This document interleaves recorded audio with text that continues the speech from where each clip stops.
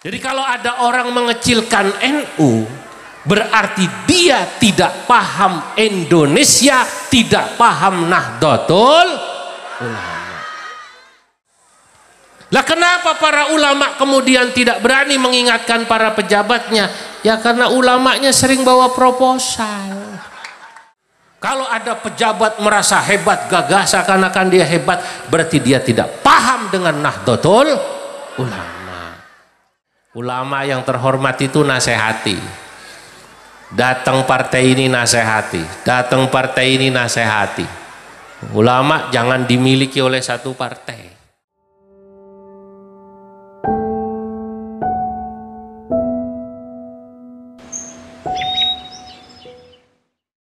Assalamualaikum warahmatullahi wabarakatuh.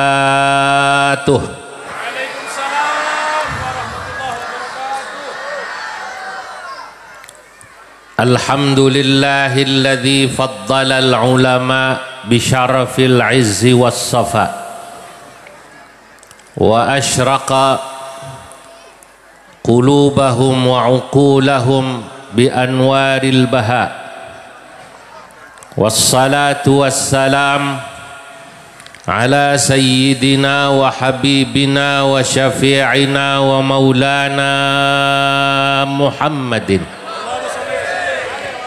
sayyidil anbiya wa imamil atqiya wa mir'atil awliya wa yambu'i ulumil ulama wa mu'tamadi futuhil awliya wa ala alihi wa ashabihil asfiya wattabi'ina lahum bi ihsan taraku lana ma'athirahum ma'arifahum wa turrathahum al-gharra wa tharra.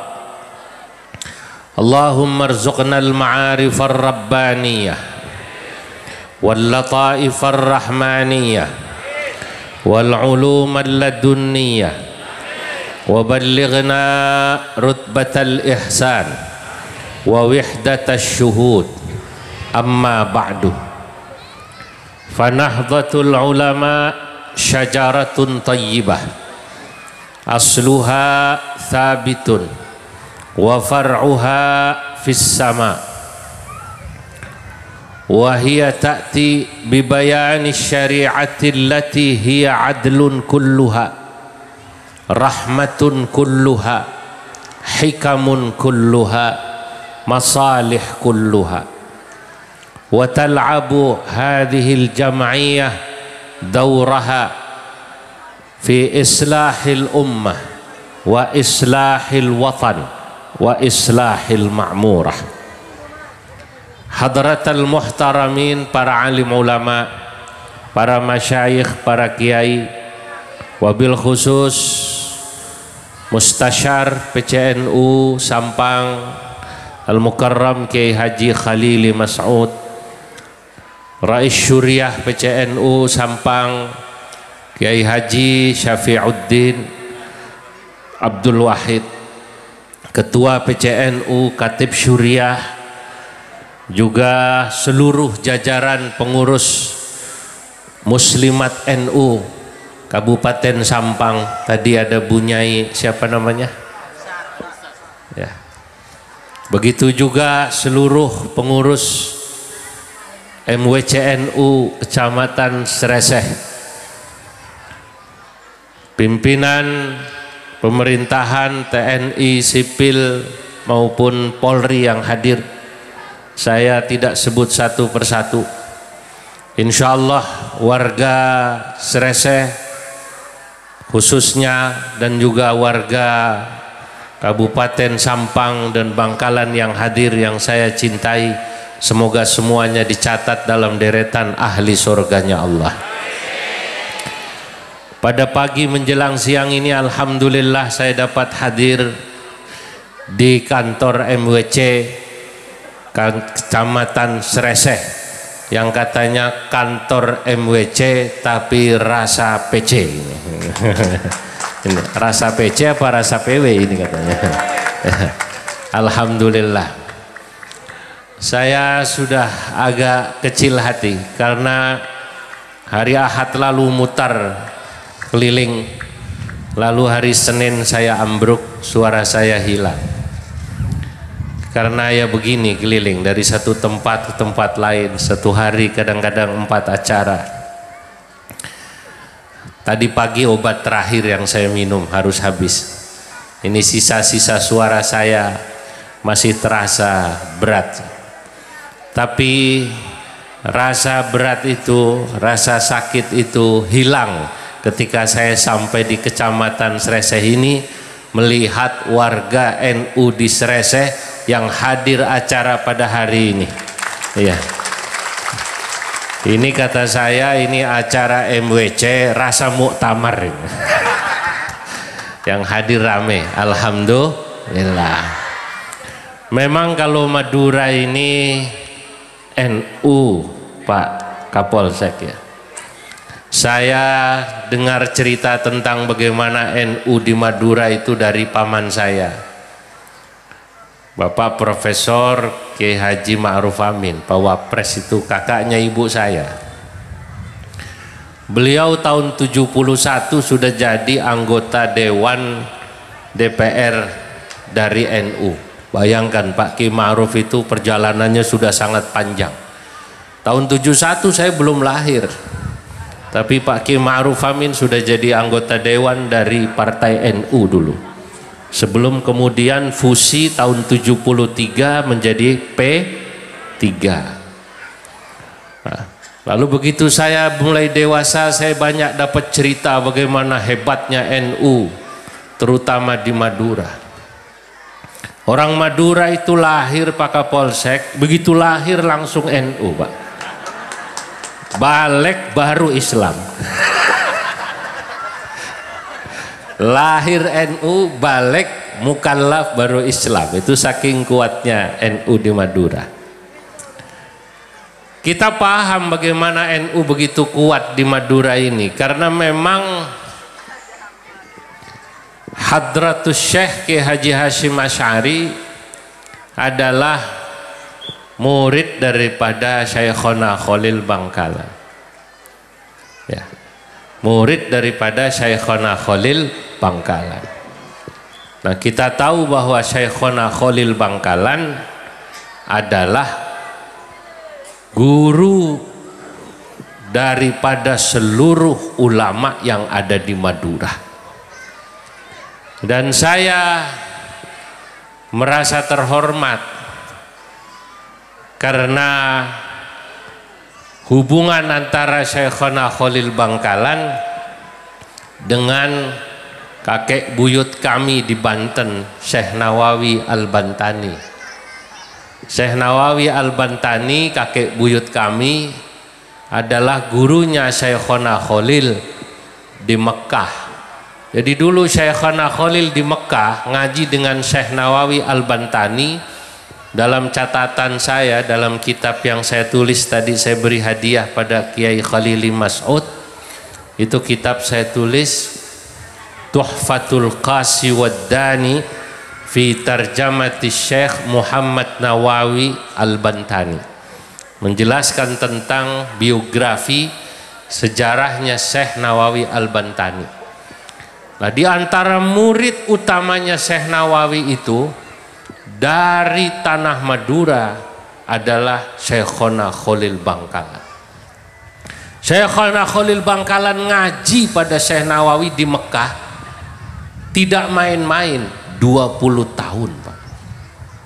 Padahal Syekhona Khalil sebelum berangkat sudah alim, tapi masih ngaji dari Syekh Nawawi 20 tahun. Sehingga seluruh sanad keilmuan Syekh Nawawi itu diturunkan pada Syekhona Khalil Bangkalan.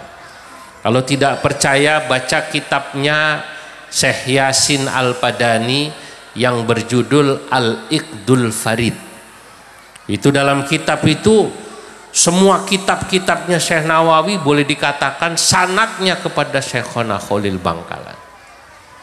Maka kemudian dari Syekhona Khalil turun ke Syekh Mahfud Termas, turun kepada Kiai Hashim Asy'ari, dan turun kepada seluruh ulama di Indonesia. Maka saya buat syair dalam kitab itu, saya katakan Syekh Nawawi itu gurunya guru.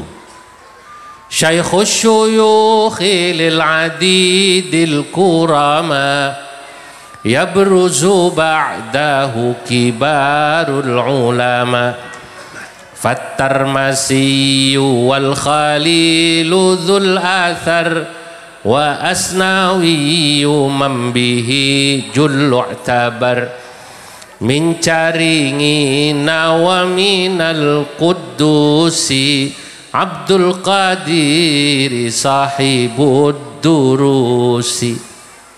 Syaikhus syuyukhi, Syekh Nawawi itu gurunya guru. Kalau bahasa sekarang maha guru. Lil adidil kurama, bagi seluruh ulama yang banyak, yang mulia-mulia. Yabruzu ba'dahu, sesudah Syekh Nawawi lahirlah kibarul ulama, ulama-ulama besar. Siapa diantaranya? Karena nazam saya dahulukan Syekh Mahfud, mestinya Syekh Khalil dulu. Fatarmasi wal Khalilu dzul athar, diantaranya adalah Syekh Mahfud Termas dan Syekhona Khalil Bangkalan. Masya Allah. Jadi kalau kemudian Madura NU-nya kuat dan orang Madura alim-alim, itu luar biasa.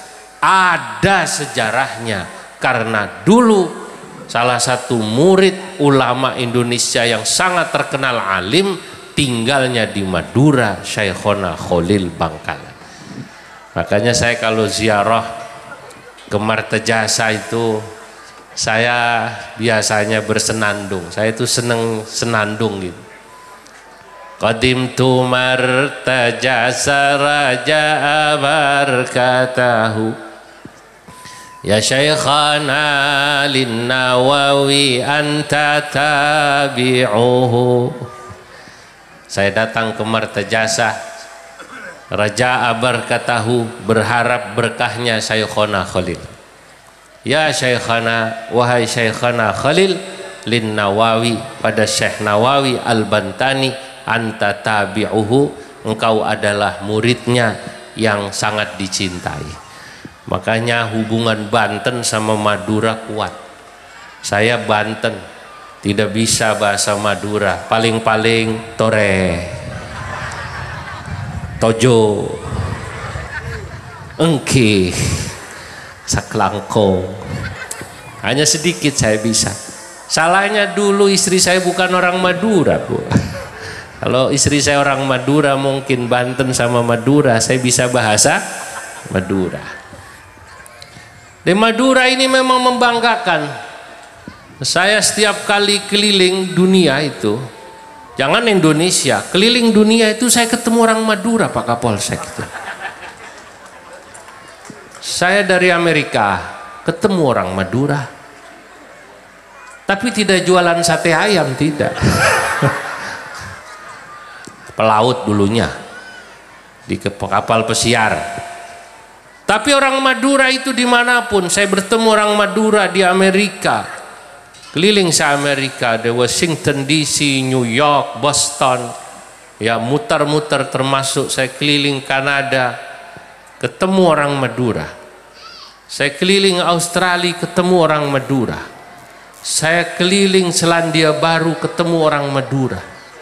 Saya keliling Spanyol, ketemu orang Madura. Luar biasa Madura ini, ya Allah. Tapi satu cirinya orang Madura dimanapun saya bertemu, apakah di Indonesia, di Papua, di Sulawesi, bahkan kemarin dari Batam, dari Belitung. Saya dari Belitung itu, NU ya Madura juga di sana itu pengurusnya. Atau dari luar negeri dimanapun, satu cirinya orang Madura apa? Satu, pasti mereka khidmah sama agama, jadi pengurus masjid dan jadi pengurus NU dimanapun itu orang Madura. Jadi itu yang saya kagum dari orang Madura. Ternyata memang tadi ke NU-annya luar biasa Pak Kapolsek. Lahir NU, balik baru Islam. Itu orang Madura itu. Dimanapun itu, Masya Allah. Cuma Madura dulu kata Kiai Ma'ruf dengan sekarang sudah beda. Sekarang orang Madura sudah maju, sudah mulai banyak menyerap informasi. Tadi saya datang semua sudah pakai HP, direkam, dipoto, udah maju. Dulu kan tidak, belum banyak informasi. Tahun 70-an kata Kiai Ma'ruf, orang Madura saking fanatiknya sama NU, itu mungkin dulu kurang informasi, menganggap Muhammadiyah itu bukan Islam, Pak. Kata Kiai Ma'ruf, dulu ada orang Madura ditanya, bagaimana perkembangan Islam di Madura? Alhamdulillah Kiai, Islam di Madura mayoritas, tak iya. Mayoritas itu berapa persen? 90% Pak Kiai. Pikir Pak Kiai ini yang 10% berarti Kristen, Katolik, Hindu, Buddha, Konghucu. Yang 10% itu bagaimana perinciannya? Yang 10% Muhammadiyah Kiai. Jadi Muhammadiyah dianggapnya non muslim. Ini rahasia Pak Kapolsek ini.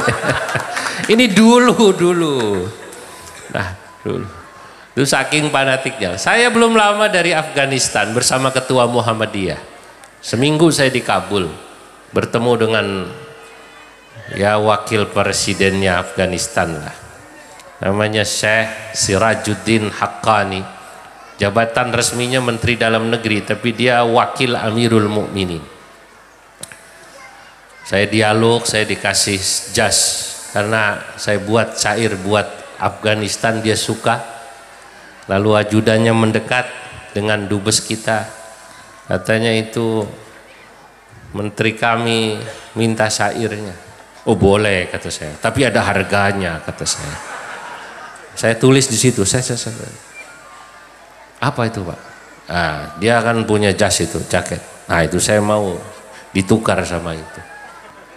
Disampaikan, oh boleh katanya. Nah itu, saudara-saudara, ini orang-orang Madura katanya, kata teman saya yang berangkat bareng ke Afghanistan itu saking dulu pada tahun 70-an 80-an itu menganggap Muhammadiyah itu musuh. Itu anaknya itu begitu tamat SMA di Madura mau kuliah di Jawa, di Jogja. Katanya kamu boleh kuliah di Jawa, tapi tidak boleh kuliah di kampus Muhammadiyah. Baik Pak. Rupanya kuliah dapatnya bukan kampus Muhammadiyah anaknya di Jogja, tapi kampus Ahmad Dahlan. Begitu pulang lapor sama orang tuanya, Bapak, alhamdulillah saya sudah dapat kampus di Yogyakarta. Apa kau kuliah? Kampus Ahmad Dahlan. Bagus, yang penting jangan Muhammadiyah. Lulus itu Pak. Ini yang cerita itu ketua Muhammadiyah itu yang bareng sama saya kemarin ke Afghanistan. Saudara-saudara, Bapak Ibu yang dimuliakan Allah Subhanahu wa taala, itu tadi baru mukaddimah. Saya ingin pada hari ini di waktu yang saya harus menjaga juga kondisi suara saya karena saya harus ke Bandung. Ya, acara besar besok pagi dan tidak ada penerbangan dari Madura ke Bandung. Saya jam 1 malam sudah bangun Bu, jam 1 malam sudah bangun untuk ke Sereseh ini, sampai enggak sarapan saya. Saya lihat tumpeng, Masya Allah, moga-moga saya dapat jatah ini nanti. Saudara-saudara, tadi dalam mukaddimah saya katakan bahwa fanahdatul ulama isyajaratun tayyibah. NU ini laksana pohon yang tayyibah, yang bagus, ditanam oleh para muassis pendiri kita. Insya Allah nanti di bulan Rajab berumur 100 tahun, 16 Rajab kalau menggunakan tahun Hijriah. Karena pohonnya tayyibah, asluha thabitun wa far'uha fis sama. NU ini mengakar, artinya akarnya kuat. Wa far'uha fis sama, dan cabang-cabangnya menjulang tinggi. Yang tadi saya katakan, NU ini MWC saja seperti ini Pak Kapolsek. Bagaimana coba orang tidak takut dan segen dan hormat pada Nahdlatul Ulama? MWC saja begini coba. Jadi kalau ada orang mengecilkan NU, berarti dia tidak paham Indonesia, tidak paham Nahdlatul Ulama. Saking kuatnya NU ini. Wa far'uha fis sama. NU ini cabangnya di luar negeri sudah luar biasa. Ya, kalau saya cerita sampai sore cerita NU di luar negeri itu. Di Korea Selatan misalnya saja. Saya hadir ke sana dengan Habib Jindan bin Novel bin Salim bin Jindan. Saya diundang ke Korea. Itu NU bikin acara. NU di Korea ini Pak. PCINU Korea. Korea tahu ya Bu ya? Korea itu dari Surabaya ngalor terus. 5 jam naik pesawat Korea. Saya kaget bikin acara itu di dalam indoor stadion di Korea NU. Yang hadir 3.000 NU Korea. 3.000 sama ini mirip ya? Banyakan mana ini saya nggak tahu. Ah, ya sama yang di belakang-belakang sana mungkin ada 3.000. Banyak sekali.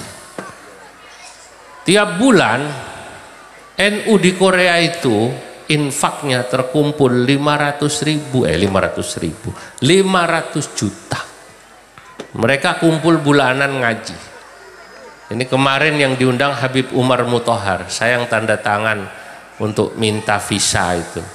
Oh, Habib Umar diundang PCI karena untuk dapat visa PBNU tanda tangan supaya gampang keluarnya.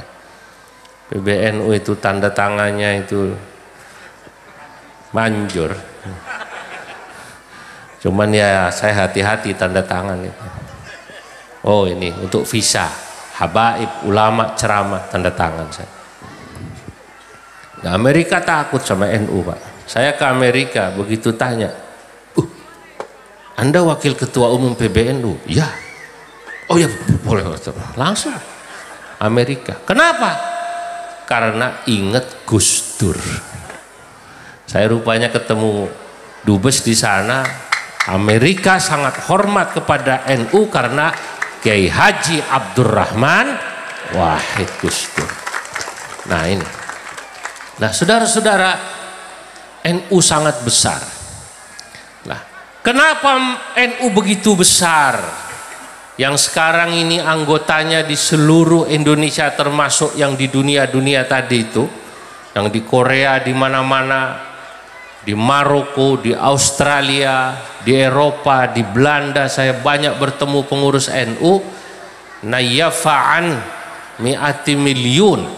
Jumlahnya lebih dari 100 juta NU itu, ya karena memang para muassis, para pendiri Nahdlatul Ulama mendirikan NU untuk sebuah visi, untuk sebuah tujuan yang mulia. Apa visi, apa tujuan para muassis mendirikan Nahdlatul Ulama? Para muassis, para pendiri NU mendirikan Nahdlatul Ulama bukan tujuan yang hina jangka pendek, tapi tujuannya tujuan peradaban, membangun peradaban manusia yang baik, manusia yang berakhlakul karimah, manusia yang beragama dengan baik. Karena agama itu ya adab. Orang kalau beragama maka dia akhlaknya harus baik, bukan tujuan jangka pendek. Banyak orang sekarang bikin organisasi jangka pendek. Mau pilpres, bikin forum. mau pilkada bikin forum. Maka gerakannya ya gerakan seputar ini saja, al-harokah al-pilpresiyah wal harokah al-pilkada iya. Yang seperti ini nih biasanya ya cepat bubar. Tapi NU karena didirikan oleh para muassis, tujuannya tujuan yang mulia. Bagaimana membangun peradaban dunia? Kita lihat dari lambangnya saja, bola dunia yang luar biasa. Dotnya Nahdlatul Ulama melewati bola dunia. Itu artinya agar pemikiran NU, tujuan didirikan NU dirasakan indahnya di seluruh dunia. Karena itulah alhamdulillah NU sampai sekarang masih berdiri, dan bahkan anggotanya bukan semakin berkurang tapi bertambah dan bertambah terus, saudara-saudara. Lah iya, kalau bapak-bapak ibu-ibu lihat, partai politik itu tergantung pimpinan. Maaf, ada partai waktu itu didirikan, tokohnya jadi presiden, tokohnya kuat, partainya banyak, anggotanya banyak, menang pilpres. Tapi sudah pensiun jadi presiden, partainya turun apa turun? Turun, tidak perlu disebut nama partainya, betul kan? Partai apapun itu. NU tidak. NU siapapun ketua umumnya, siapapun ketua umumnya. Ini NU didirikan oleh para wali dan ulama. Ketua umum itu hanya supir menjalankan. Sesungguhnya sudah ada garisnya. Garisnya adalah garis NU adalah jam'iyah, diniyah, ijtimaiyah, organisasi keagamaan dan sosial. Nomor satu adalah ngurus agama warga NU. Bagaimana supaya agamanya bagus, mengikuti faham ahlus sunnah wal jamaah, dan juga bagaimana sosial ekonominya bagus warga NU itu. Ini nomor satu. Karena sudah jelas relnya, maka alhamdulillah NU ini manfaat 100, kurang lebih hampir 100 tahun, jamaahnya terus bertambah. Saya ingin sampaikan, bapak-bapak ibu-ibu, kita ini pengurus NU di semua tingkatan, agar ingat ini, bahwa NU didirikan untuk tujuan ini. Saya oleh Gus Yahya, wakil ketua umum, oleh ketua umum diminta menjadi wakil ketua umum bidang keagamaan. Wakil ketua umum bidang keagamaan itu nomor satu, baru bidang ekonomi, pendidikan, baru ekonomi, baru organisasi. Kata beliau, waktu saya tanya kenapa kok saya diminta jadi wakil ketua umum bidang ini, apa kata beliau? Gus Yahya matur bilang begini, Pak Zulfa, NU ini kan jam'iyah, diniyah, ijtimaiyah, organisasi keagamaan. Nomor satu yang ngurus agama. Boleh punya rumah sakit, boleh punya koperasi, boleh punya yang lain-lain, tapi NU basisnya adalah ngurus pesantren, ngurus madrasah, ngurus majelis taklim, ngurus masjid, ngurus agamanya warga NU. Rumah sakitnya, ekonominya, kampusnya, dan lain sebagainya, itu kita urus untuk mendukung agamanya warga NU. Ini penting supaya orang NU itu jelas. Teman saya dari Muhammadiyah yang tadi, saya berangkat bareng ke Afghanistan, cerita. Ini saya mau cerita tapi rahasia, jangan ngomong-ngomong ya. Rahasia ini. Kami ini kata orang Muhammadiyah iri sama NU. Muhammadiyah betul punya rumah sakit banyak, PKU Muhammadiyah, PKU Muhammadiyah, betul banyak. NU ya punya rumah sakit, tapi tak sebanyak Muhammadiyah. Kampus NU punya, Tapi mungkin tidak sebanyak Muhammadiyah, walaupun sekarang kampus NU semakin maju di mana-mana. Tapi yang diirikan Muhammadiyah dari NU adalah Muhammadiyah kekurangan kader-kader ulama yang alim-alim. Ya karena tadi Pak, terlalu asik ngurus rumah sakit, terlalu asik ngurus koperasi, terlalu asik ngurus kampus, akhirnya kurang kader-kader ulamanya yang alim-alim.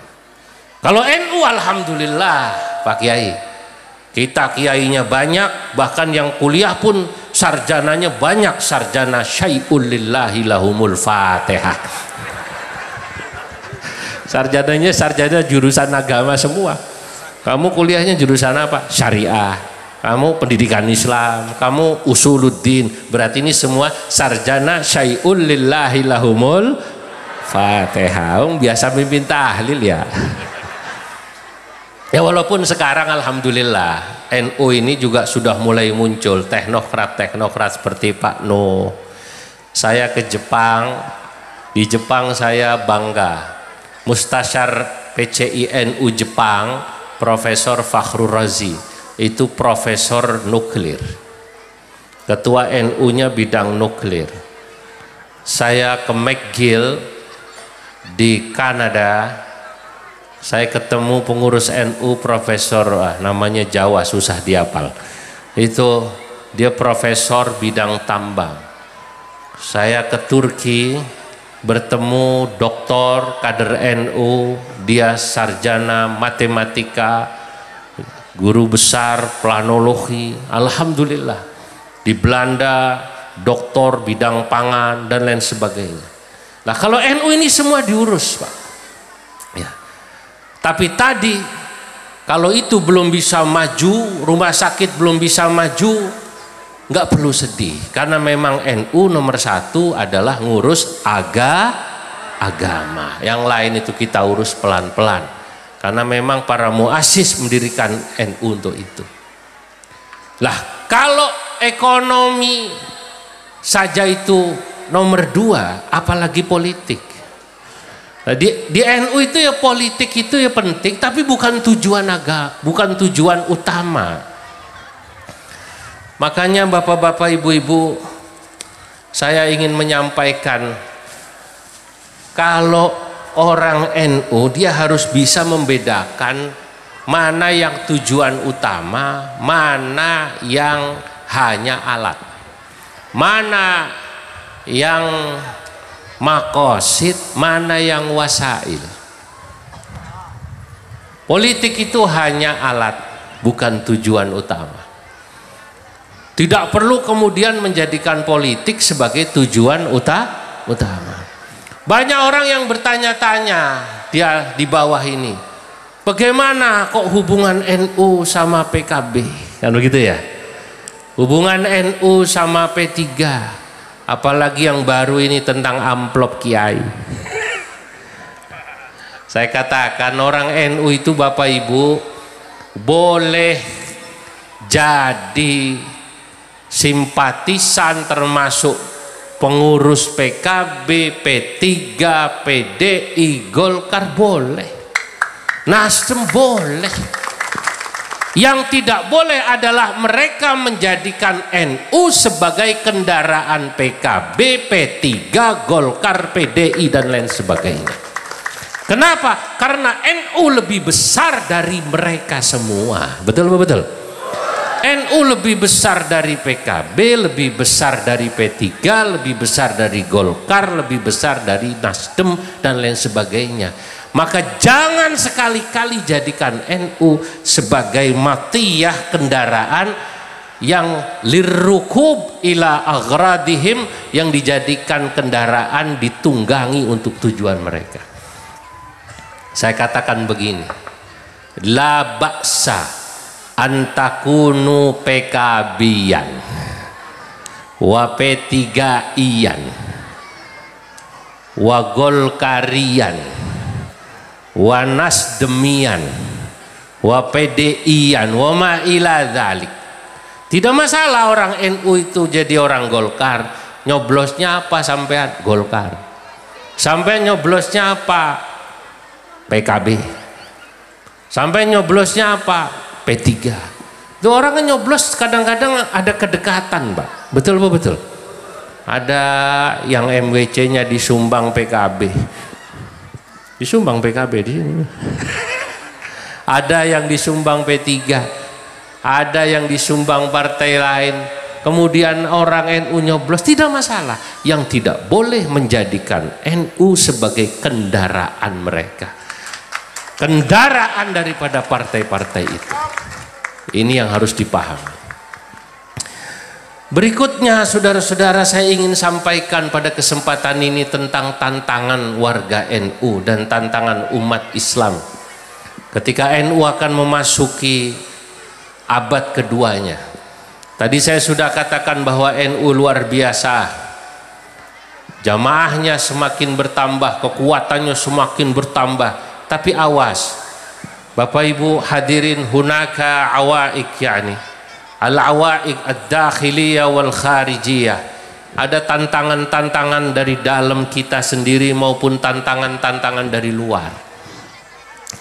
Kita ini jangan hanya bangga melihat jumlah yang besar, sebab jumlah besar jika tidak di-maintain, jika tidak dirawat dengan baik, ini juga satu sisi kita repot. Kita orang NU harus tahu bahwa ada tantangan-tantangan yang di depan mata kita. Dari dalam saya ingin katakan, sekarang ini kita melihat fenomena semakin berkurangnya secara umum rasa cinta beragama dari kelompok muda terhadap agamanya dan juga terhadap Nahdlatul Ulamanya. Kalau yang sepuh-sepuh ini, saya tidak ragu kecintaannya pada Islam, kecintaannya pada NU, karena dulunya pasti pesantren, betul. Padahal kiai pesantren pasti NU. NU dan pesantren tak bisa dilepaskan, karena NU itu adalah pesantren besar dan pesantren itu adalah NU dalam lingkup yang lebih kecil. Kalau Anda mau lihat NU, datang ke pesantren, disitulah ajaran NU diajarkan di pesantren. Fikihnya mengikuti salah satu madhab 4, khususnya madhab Syafi'i. Tasawufnya mengikuti Imam Ghazali dan Al-Junaidi. Tauhidnya mengikuti Imam Abul Hasan Al-Ash'ari dan Imam Al-Maturidi. Cara pandangnya lentur, tidak kaku. Ulama NU itu, ulama pesantren. Kiai-kiai pesantren itu tidak kaku, Pak. Tidak seperti yang sekarang kita lihat. Banyak orang yang kaku, dikit-dikit sesat, dikit-dikit haram. Nah, yang tua-tua ini dulu belajar agamanya langsung dari para ulama. Lah sekarang ini anak-anak muda kita sudah mulai beda zamannya. Zamannya zaman HP. Orang bilang sekarang dalam bahasa Arab al-asrur raqmi, era digital. Sementara pada masa bapak-bapak dulu itu, orang-orang tua ini al-asrul hajari, zaman batu, yang nggak kenal HP. Walaupun sekarang sudah kenal HP. Lah anak-anak muda kita ini, terutama yang di kota-kota, mereka sudah mulai tanya, NU itu apa? NU itu apa? Ini yang di kota loh.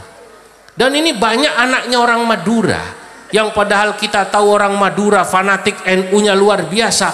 Begitu dia ke Surabaya, begitu dia sampai Jakarta, begitu dia sampai Jogja, begitu dia sampai Bandung, begitu dia merantau ke Medan, begitu dia merantau kemanapun, dia tak lagi jadi NU.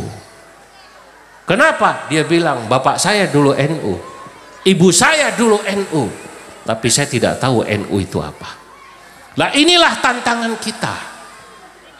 Karenanya kita semua yang hadir di sini, ya, kita punya kewajiban menanamkan ke-NU-an khususnya pada anak cucu kita.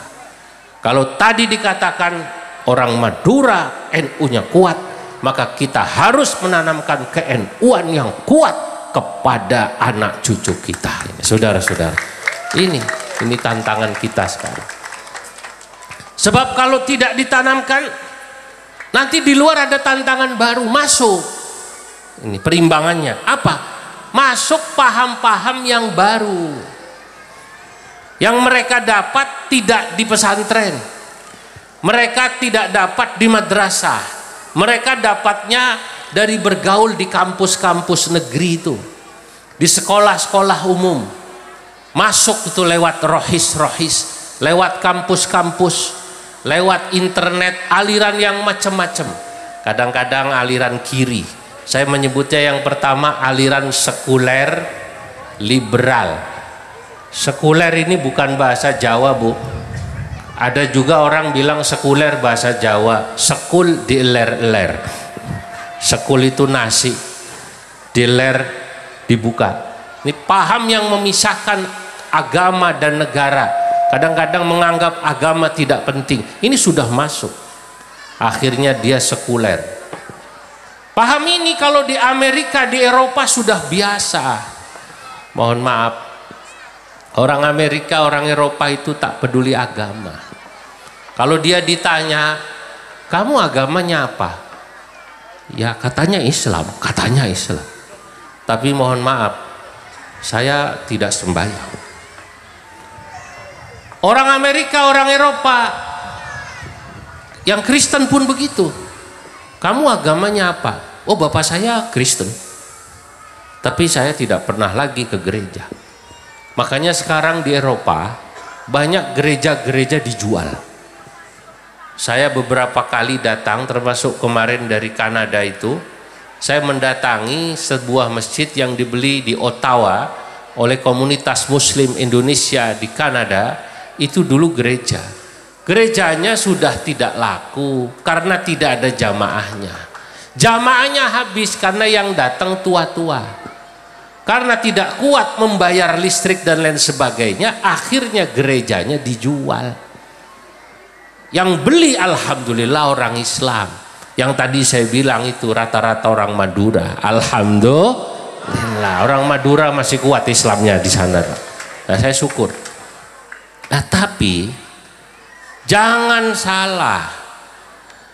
Sisi lain di kota kita, di kota besar, anak bapak ibu ini kan banyak orang Madura yang merantau juga, betul?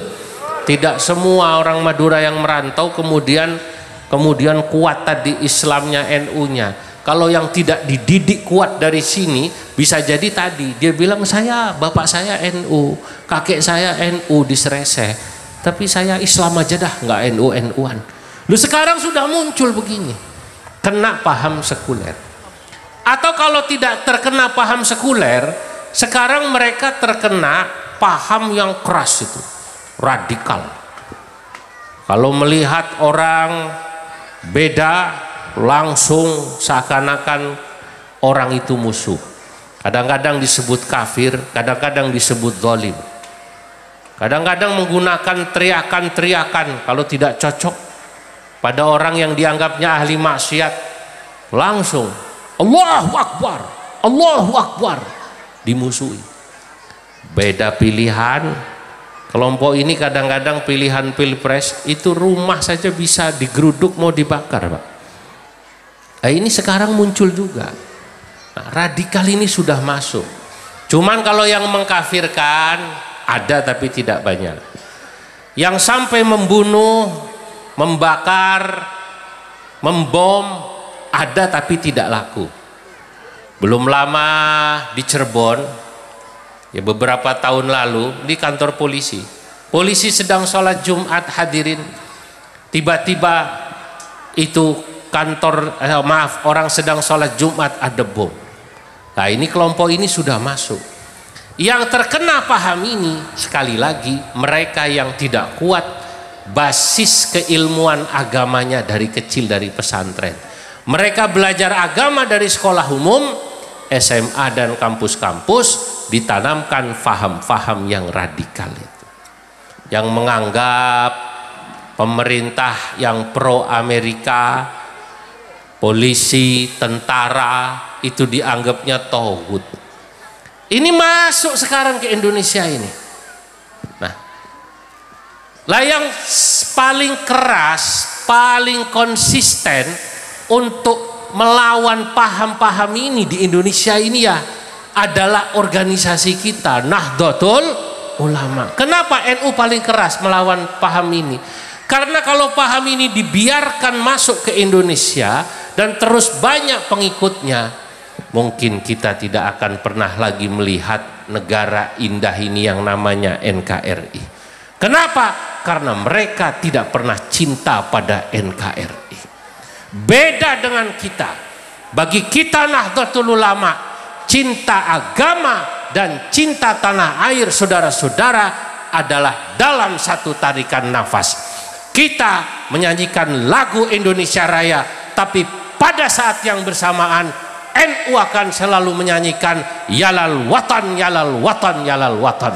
Maka sekali lagi, kitalah Nahdlatul Ulama, organisasi yang paling konsisten menanamkan rasa cinta kepada umatnya, kepada warganya, cinta agama dan cinta tanah air. Beri tepuk tangan pada Nahdlatul Ulama.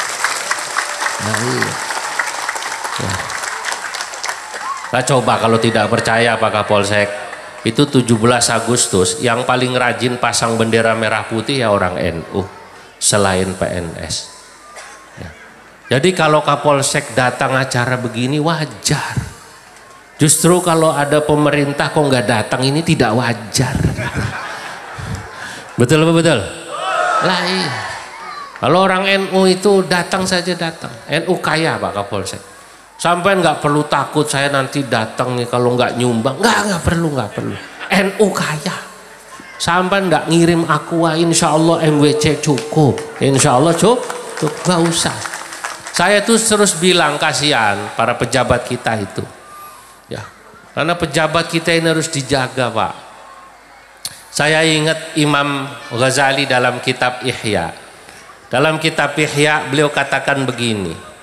Sekarang ini kan lagi rame kan ya. Kita paham lah institusi beliau ini. Kata Imam Ghazali, fa fasadur ra'aya bi fasadil muluki. Sesungguhnya rusaknya perilaku rakyat itu bi fasadil muluki, karena rusaknya perilaku para pejabatnya. Lah rakyat itu cuma ngikut yang di atas. Ada orang kampung di Sereseh ditanya, kok kamu nyolong listrik? Ah, saya cuma nyolong 50.000, yang di atas pejabat 50 juta. Yang di atas di kabupaten ditanya, kok kampen korupsi 50 juta? Saya cuma 50 juta, yang di provinsi 500 juta. Yang di provinsi ditanya, kenapa sampean korupsi 500 juta? Saya 500 juta, atasan saya di atas 5 miliar. Jadi yang di bawah ini ngelihat perilaku yang di atas. Kalau yang di atasnya rusak, itu pasti bawahnya rusak. Tapi jangan salah, kata Imam Ghazali, jika perilaku rakyat rusak disebabkan perilaku para pejabatnya, wa fasadul muluki, tapi rusaknya perilaku para pejabat, kata Imam Ghazali dalam kitab Ihya, bifasadil ulama'i, disebabkan rusaknya perilaku para ulamanya. Para ulamanya lah yang berperan kenapa membuat pejabatnya rusak. Loh kok ulamanya? Ya karena ulamanya tidak berani menegur para pejabatnya. Kalau ulamanya berani tegas mengingatkan pejabatnya, maka pejabat tidak akan rusak. Lah kenapa para ulama kemudian tidak berani mengingatkan para pejabatnya? Ya karena ulamanya sering bawa proposal. Betul. Wajahnya wajah proposal. Akhirnya pejabatnya nggak ngormati lah, dia mau nasihati saya, proposal terus sama saya, katanya begitu. Wa fasadul ulama'i bihubbihimul ma'la wal jaha war riyasah. Dan rusaknya perilaku para ulama ternyata disebabkan karena para ulamanya sudah mulai mencintai harta jabatan dan harta benda itu. Lah makanya para tokoh pengurus NU harus gagah. Saya terus ngomong di mana-mana, pengurus NU nggak boleh sama pejabat begini. Ya arhamar rahimin irhamna. Gak boleh. Lebih baik seperti muslimat tadi itu, mau beli tanah kita bareng-bareng urunan. Betul apa betul? Dapat 6 juta, pengajian di sana 6 juta, di sana 10 juta, terus jadilah kantor. Bangga. Kalau memang pejabat itu mau menyumbang, ya memang wajar NU disumbang. Karena NU lah saudara-saudara yang mendirikan NKRI. Betul apa betul? Lah iya. NU didirikan 1926. NKRI 1945. Duluan mana Indonesia dengan NU? NU. Jadi kalau para pejabat sudah jadi bupati, sudah jadi gubernur, sudah jadi menteri presiden, menganggarkan anggaran buat NU. Kalau NU itu katanya anggotanya, warganya ada 120 juta, sementara warga Indonesia sekarang ada kurang lebih 270 juta, itu artinya warga NU saja ada kurang lebih 40 juta daripada warga Indonesia. Wajar kalau anggaran negeri ini 40%-nya buat Nahdlatul Ulama. Wajar. Cocok? Cocok? Lah iya, jadi nggak perlu ngemis. Itu kalau sampai ada pengurus NU ngemis berarti dia tidak paham posisinya. Kalau ada pejabat merasa hebat, gagah seakan-akan dia hebat, berarti dia tidak paham dengan Nahdlatul Ulama. Saya harus jelaskan ini supaya bapak-bapak ibu paham, NU hebat. Saya bangga ke Magelang. Magelang itu koin NU-nya Pak, setiap bulan 1 miliar sampai 1,2 miliar koin NU. Tidak ada kantor MWC yang jelek di Magelang dari koin NU. Di Cilacap begitu juga, koin NU-nya tiap bulan itu 1,5 miliar. Tidak ada kantor MWC yang jelek di sana. Karena koin NU itu berganti-ganti. Oh, bulan ini yang dibangun MWC sana, terus gantian. Di sana punya kampus NU besar, punya rumah sakit NU besar, punya KBIH besar, semua besar. Dari mana? Karena NU besar. Jadi warga NU biasakan, ayo kita urunan, karena kita sesungguhnya besar. Nah, para ulama sekali lagi ini penting posisinya. Ulama itu mereka adalah garamnya negeri. NU kan isinya ulama, harus berani mengingatkan para pejabatnya. Tapi kalau ulamanya sudah rusak tadi, wajahnya wajah proposal, wajahnya wajah minta sumbangan, tidak dihormati lagi. Kata Imam Ghazali dalam kitab Ihya, syairnya beliau katakan begini: Ya ma'syaral qurra, ya milhal balad, ma yuslihul milhu idzal milhu fasad. Ya ma'syaral qurra, wahai para ulama, ya milhal balad, wahai garamnya negeri.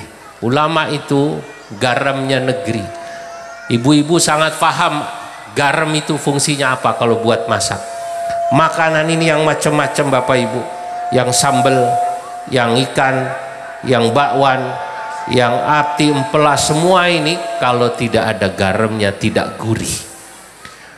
Negara ini kalau tidak ada garam, yakni tidak ada ulama, ibarat makanan yang tidak gurih. Ulama harus hadir dalam hal ini. Nahdlatul Ulama harus hadir di semua sisi kehidupan masyarakat, kumpul dengan semuanya, ekonominya, politiknya, dan kehidupan keagamaannya. Sebab apa? Sebab ulama dan Nahdlatul Ulama hadir dalam rangka membuat negeri ini baik. Tapi awas, jika Nahdlatul Ulama pengurusnya, apalagi kok ulamanya tidak lagi bagus, kata Imam Ghazali tadi dalam syairnya, ma yuslihul milhu idzal milhu fasad. Garam tidak akan bagus ketika dia sudah pahit, tidak bisa menggarami makanan. Makanya hadirin, kita harus menjaga ulama-ulama kita.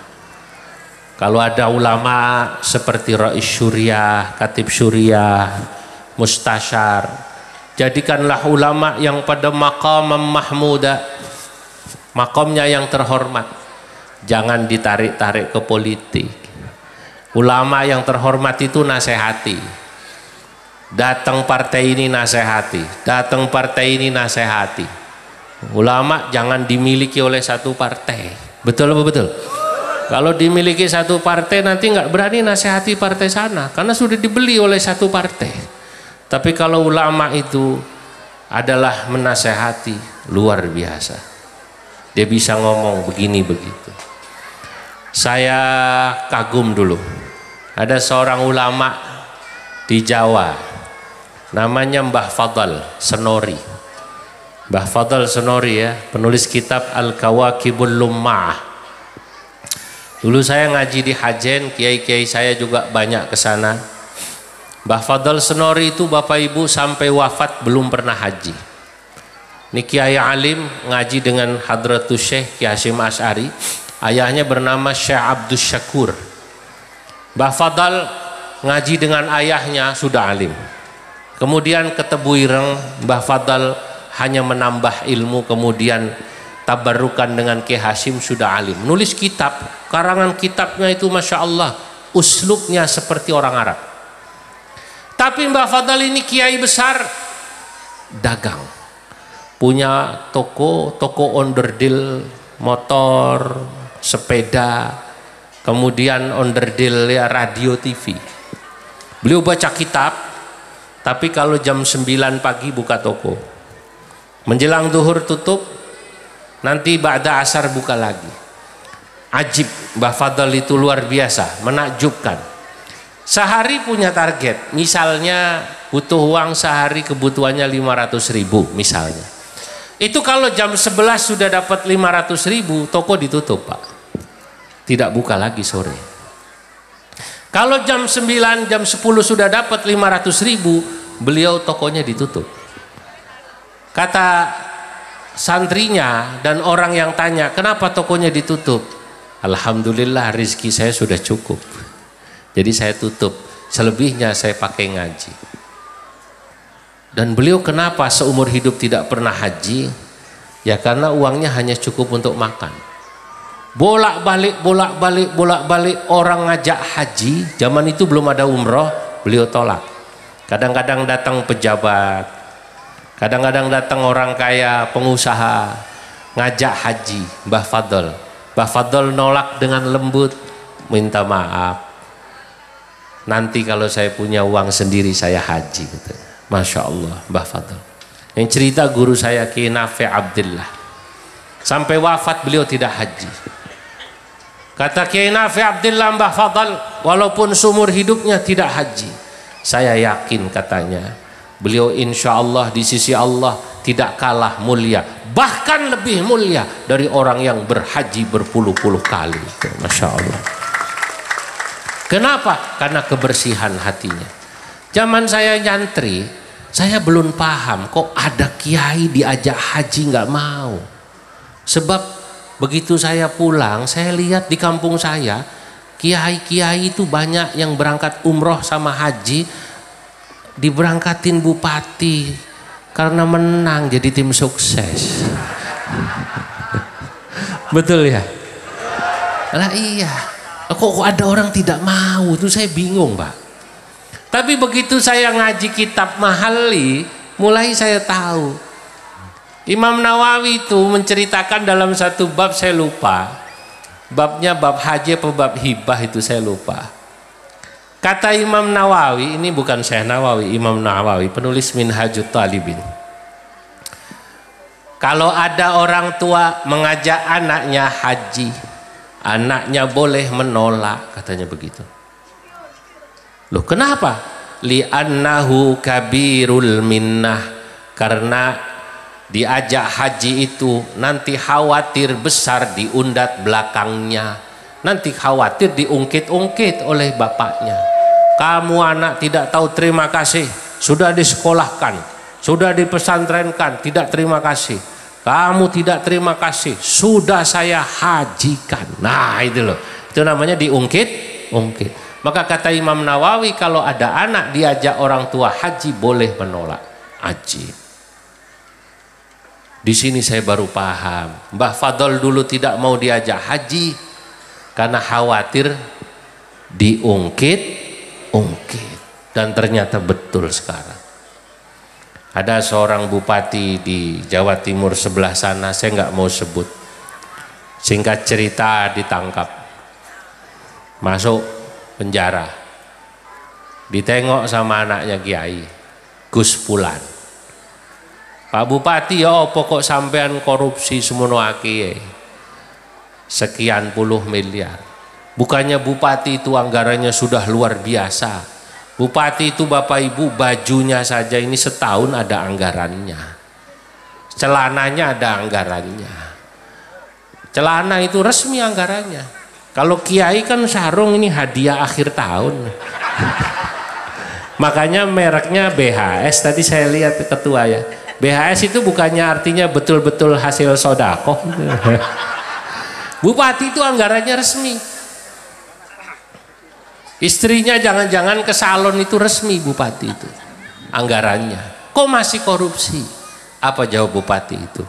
Bupati itu bilang, begini Gus, itu saya uang yang segitu banyak puluhan M mendekati ratus itu, jujur saja yang banyak itu sebagian buat memberangkatkan tim sukses umroh dan haji. Lah, Masya Allah, ini yang senyum ini pengalaman. Maka hati-hati saudara. Nah makanya saya ingin katakan, ya Allah, Indonesia ini harus dijaga. Ya, menjaganya bagaimana ya? Menjaga semuanya. Pejabat ini harus dijaga. Didoakan Kapolsek kita, camat kita, bupati kita jadi orang baik. Amin. Iya. Gak perlu kemudian bapak-bapak ya pengurus NU datang minta, nggak perlu. Kalau beliau menyumbang NU an ridha qalbin, karena keridoannya, merasa ada rizki, terima. Tapi kalau misalnya Kapolsek tidak nyumbang, jangan diomongi. Kapolsek yang sekarang tidak seperti yang kemarin katanya. Yang kemarin itu nggak diminta ngasih, yang ini nggak ngasih-ngasih. Jangan. Jadi tolong kasih tahu Pak Edi ke saya kalau ada pengurus NU yang bilang begitu. Ya, iya. Tapi tolong kasih tahu juga kalau ada Kapolsek pelit ngomongin ke saya juga. Saudara-saudara. Nah, ini nih yang sekarang juga jadi tantangan kita dari luar. Saya harus katakan, di luar ini ada orang yang tidak senang melihat Indonesia rukun, Pak. Indonesia rukun itu orang nggak suka. Sebab kalau Indonesia rukun, Indonesia besar, ini ada negara-negara yang khawatir. Makanya jangan heran, kayak tahun 2016, 18, Pilpres kita dibikin panas. Ada 01, 02. Di Madura termasuk rame ya? Rame nggak itu? Ada yang bercerai gara-gara beda pilihan? Ada nggak? Ada yang keluar grup keluarga gara-gara beda pilihan 01, 02. Nah, ini kalau orang memahami, ini sebenarnya tidak murni karena orang Indonesia yang ribut. Ini ada pemain-pemain dari luar. Nunggu kapan Indonesia ribut. Karena kalau Indonesia ribut, perang ada yang ngambil untung. Kayak Syria ini sekarang hancur. Kayak Yaman hancur, kayak Irak hancur. Itu yang untung orang luar. Begitu orang Indonesia ribut, mereka berharap mereka bisa melakukan apa yang terjadi juga di Irak, di Yaman, di Tunisia, di Libya, dan di Syria, dan di negara-negara lain termasuk Sudan. Maka saya ingin katakan, hayo sama-sama kita jaga persaudaraan kita, ukhuwah kita. Dimulai dari mana? Pertama, ukhuwah nahdiyah, persaudaraan sesama Nahdlatul Ulama. Warga NU, ayo kita bersatu dalam panji NU. Kalau nanti dalam pilpres, dalam pileg ada beda pilihan partai politik termasuk beda pilihan presiden. Jangan karena perbedaan pilihan ini membuat persaudaraan NU kita tercabik-cabik, saudara-saudara. Karena kita diikat dengan persaudaraan Nahdlatul Ulama. Pilpres itu cuma 5 tahun, sebentar. Kadang-kadang kayak kemarin 01, 02. 02-nya kalah jadi menterinya 01. Betul? Yang di bawah caroan. Nah ini kan kasihan yang di bawah. Betul? Oh, yang di sana tetap jadi anggota dewan, kan begitu. Nah, maka saya katakan ukhuwah nahdiyah. Sesudah ukhuwah nahdiyah kita persatukan, kita perkuat. Ayo kita perkuat ukhuwah islamiyah. Ukhuwah islamiyah, Pak. Bahwa sesama muslim ini hakikatnya saudara. Kita orang NU wajib bangga jadi NU. Tapi kita orang NU tidak boleh memusuhi yang bukan NU. Itu penting. Kenapa? Karena Indonesia ini besar, tidak bisa diurus Islam di Indonesia oleh NU sendiri. Itulah kenapa Allah menciptakan ada Muhammadiyah, ada Persis, ada Al-Wasliyah. Saya bersyukur bisa melihat banyak hal. Oh iya ya, Islam ini besar, Indonesia besar, Pak. Hari Selasa besok subuh, Senin malam saya berangkat pulang dari Bandung, saya akan ke Palu. Palu itu Al Khairat, tapi pengurus Al Khairat di sana pengurus NU juga. Di Padang itu Perti, ya orang Perti ya orang NU juga, amaliyahnya sama. Kalau Padang di kota di Sumatera Barat itu, Sumatera Barat di kotanya mayoritas Muhammadiyah. Kuat Muhammadiyah di kota Padang, saya tahu. Sama kayak kuatnya NU di Srese. Di Srese ini Pak Kapolsek, saking kuatnya NU, di pasar itu copetnya NU. Saking kuatnya NU itu. Nah, di Padang sama itu.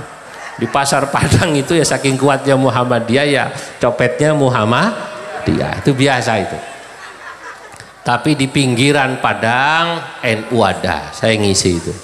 Itulah kenapa saya cerita, oh di Padang itu masih ada solawatan, cuman lagunya lagu Padang, bukan lagu Madura, bukan. Orang Padang kalau selawatan lagunya Padang, ayam delape. Ya Nabi salam alaika, ya Rasul salam alaika, ya Habib salam alaika, salawatullah alaika. Itu di Padang. Waktu saya ke Papua, ada meresmikan masjid NU punya di daerah Bovendigul. Bovendigul dari Mimika masih 6 jam di tengah hutan. Saya ingin ceritakan di sini supaya Bapak Ibu orang NU bangga bahwa NU itu di tengah hutan di Papua sana. Di Bovendigul di tengah hutan saya meresmikan masjid NU dan madrasah NU yang hadir 3.000 orang di tengah hutan. Itu orang semua itu. Bukan orang hutan. Pakai seragam hijau begini. Cuma kalau di Papua selawatannya mengikuti kearifan lokal. Lagunya Apuse Kokondao. Ya Nabi salam alaik, ya Rasul salamun alaik. Itu. Nah, tapi kalau orang NU melihat budaya begini nih asik. Oh, nggak apa-apa. Termasuk pengurus NU di Papua bilang dakwah kami di Papua berat sama orang-orang asli Papua. Bagaimana orang Papua itu ada sudah masuk Islam, Pak, tapi belum bisa meninggalkan tradisi. Kalau mas kawin pakai babi, karena tradisinya kuat, dakwahnya berat. Dan inilah dakwah yang seperti ini harus dimaklumi, harus pelan-pelan. Betul apa betul? Itu ada caranya. Berarti sampai ini bersyukur. Nah, jadi saya ingin katakan, saya ke Cianjur, saya misalnya ke Bandung, saya ke Garut. Di sana itu saya lihat NU ya kuat, tapi ada Persis, ada Muhammadiyah. Saya tidak pernah memusuhi. Biarkan, karena memang ini luas. Yang penting NU-nya perbaiki, ukhuwah nahdiyahnya perbaiki. nanti orang di luar akan melihat keindahan NU, mereka akan masuk menjadi Nahdlatul Ulama dengan sendirinya. Ya. Kalau ada orang menjelek-jelekan NU, tidak usah didengar, cukup jawab dengan cara yang baik. Ya. Kalau mereka lihat bagaimana keindahan NU, mereka pasti masuk Nahdlatul Ulama. Saya di Amerika, saya jelaskan bagaimana indahnya NU. Seorang imam besar asalnya dari Afrika namanya Syekh Musa Drameh. Saya jelaskan NU tawassut, tawazun, i'tidal, tasamuh, orangnya toleran, menghargai perbedaan. NU itu punya komitmen kebangsaan.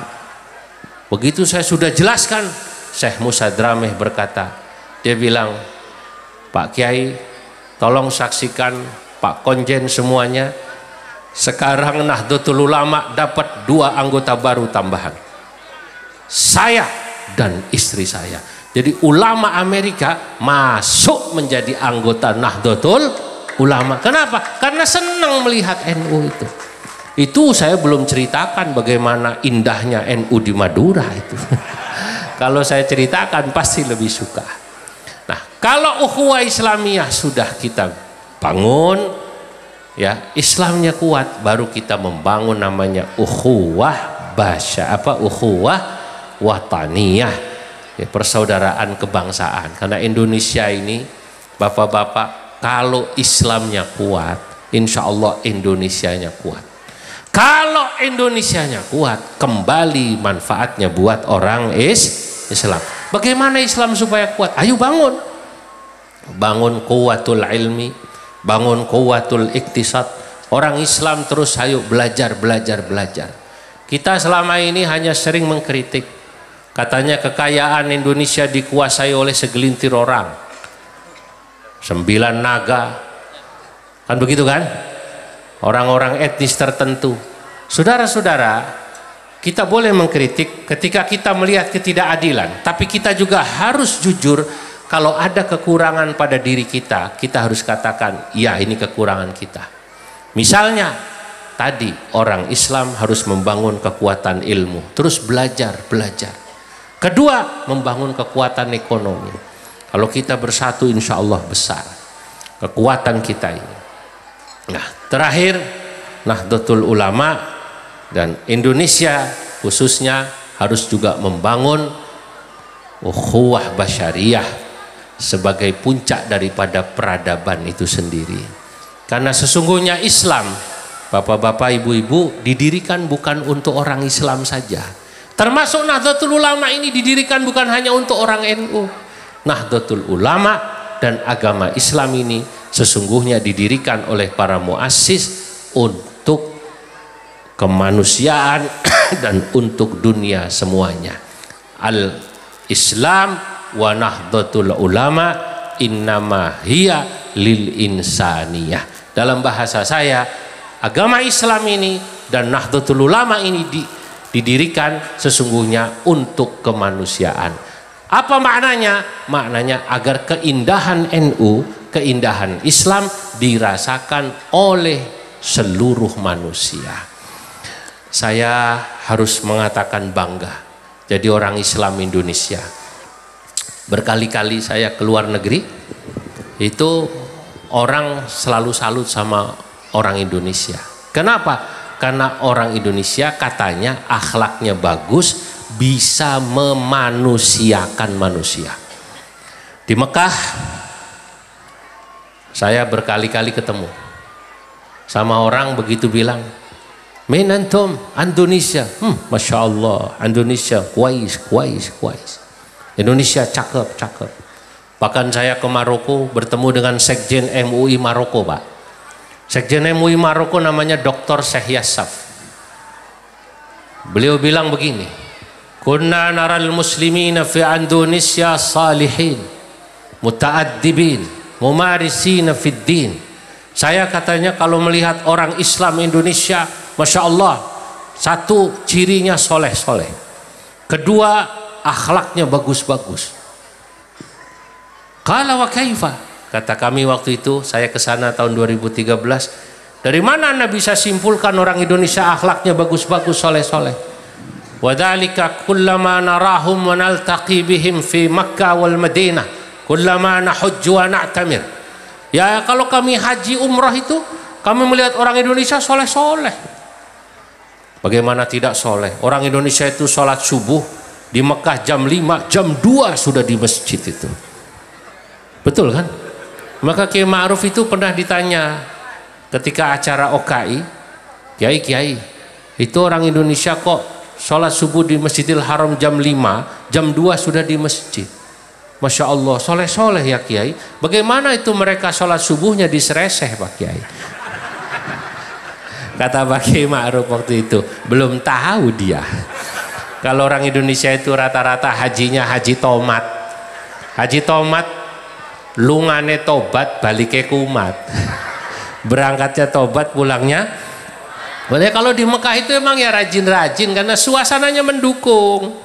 Oh di Mekah Masya Allah imamnya suaranya indah kayak Qori kita tadi itu. Siapa yang tidak betah? Adzannya indah. Begitu dengar adzan Masya Allah nangis. Allahu Akbar, Allahu Akbar,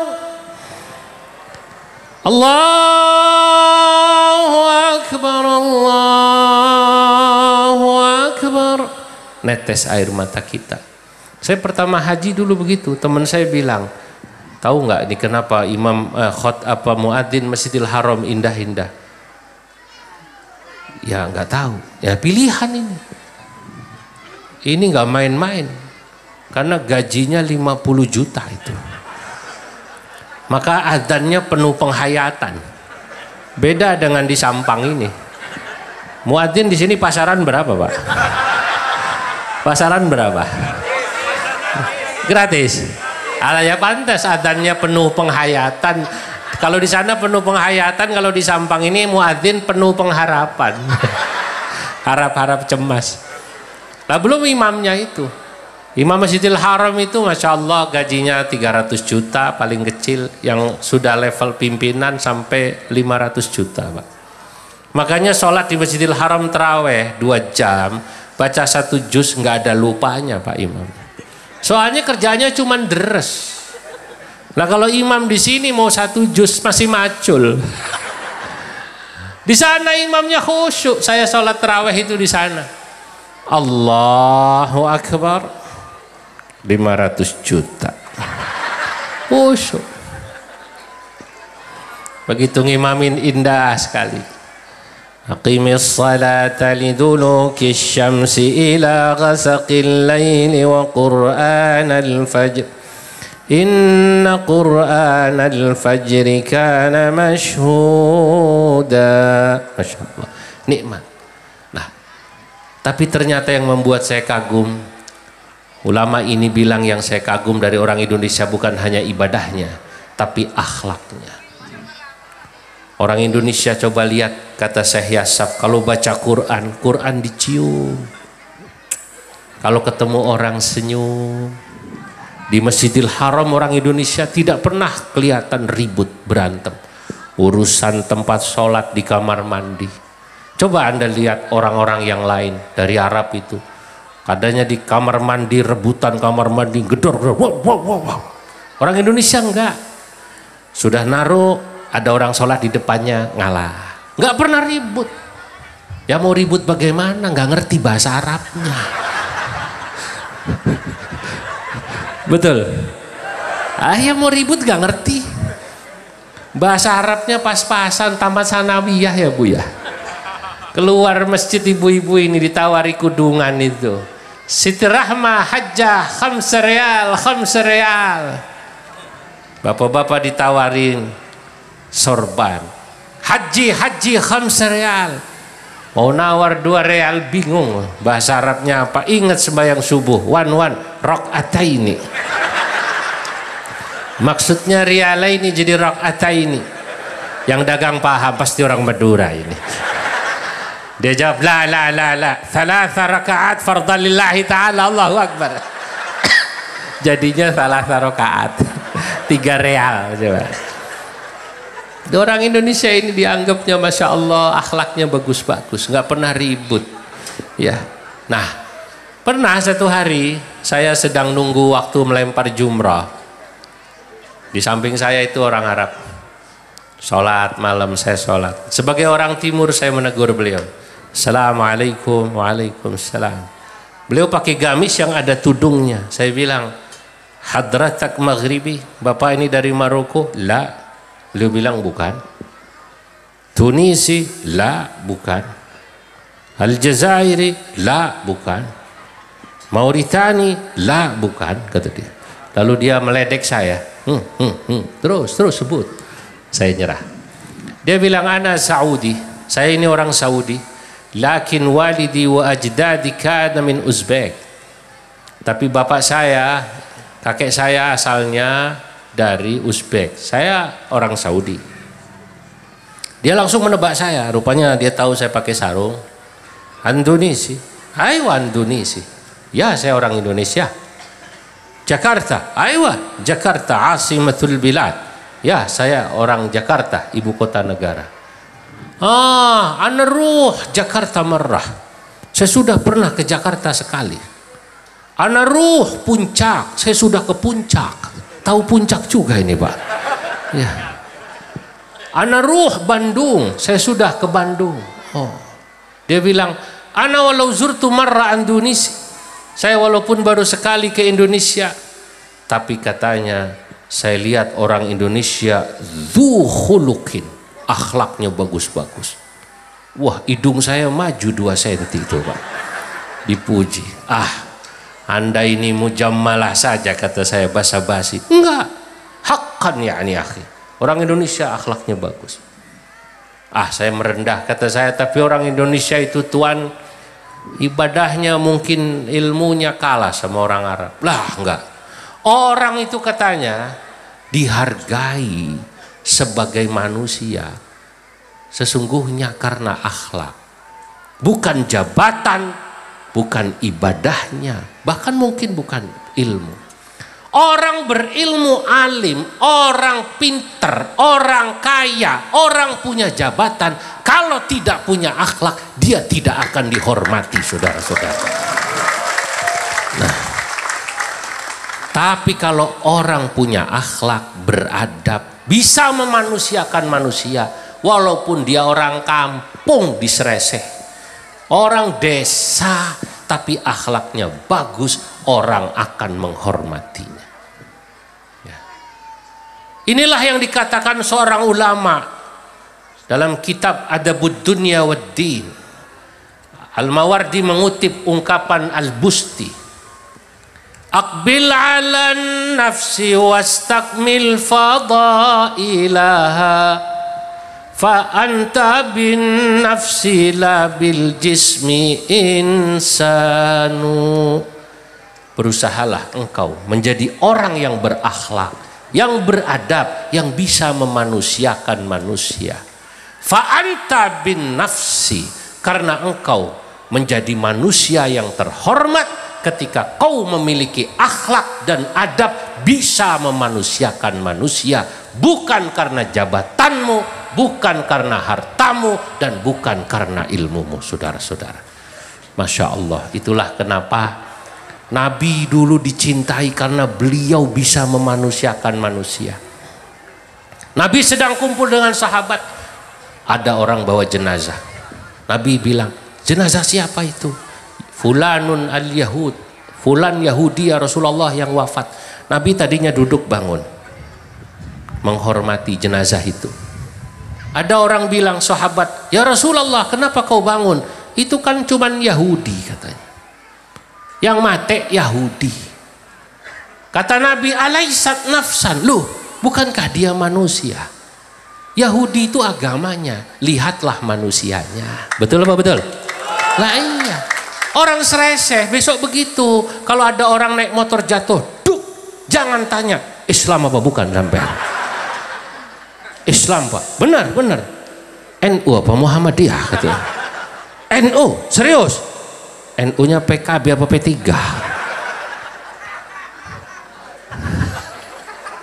Mate gitu.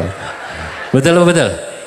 Begitu lihat jatuh, tolong, dialah Ya, inilah. Jadi ukhuwah basyariah, ukhuwah wataniyah, ukhuwah islamiyah ini sudah diajarkan oleh muassis kita, para pendiri kita dari zaman Mbah Hasyim Asy'ari sampai tahun 84. Muktamar di situ Bondo dipertegas. Sekarang kita tambahin satu lagi, ukhuwah nahdiyah. Bagaimana orang NU bersatu dalam persaudaraan Nahdlatul Ulama. Lah saya kelamaan ngaji nih 1,5 jam ya. Terima kasih ya, mohon maaf atas segala kekurangannya. Toreh-toreh dimakan itu kuehnya. Wallahul muwaffiq ila aqwamit thariq. Wassalamualaikum warahmatullahi wabarakatuh.